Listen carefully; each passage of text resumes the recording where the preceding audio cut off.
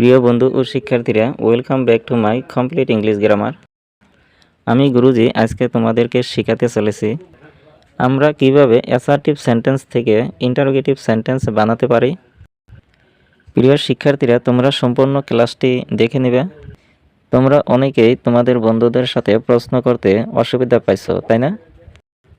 তবে খুবই সহজ একটি টেকনিক আমি গুরুজি তোমাদেরকে শেখাতে চলেছি।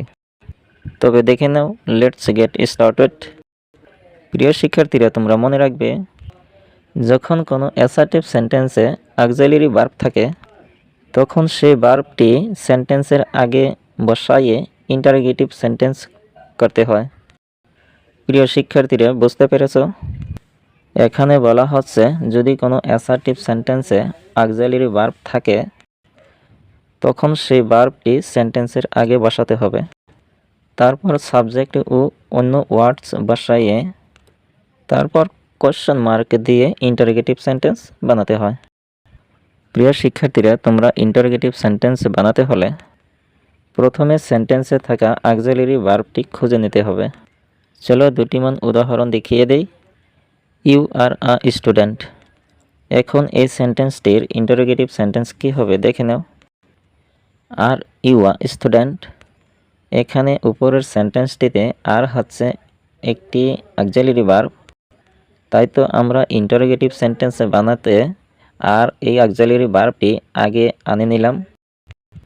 তারপর সাবজেক্ট ইউ, এই ওয়ার্ডটা বসিয়ে নিলাম, তারপর আদার্স ওয়ার্ডগুলো বসিয়ে নিলাম, তারপর কোয়েশ্চেন মার্ক দিয়ে আমি ইন্টারোগেটিভ সেন্টেন্স বানিয়ে নিলাম।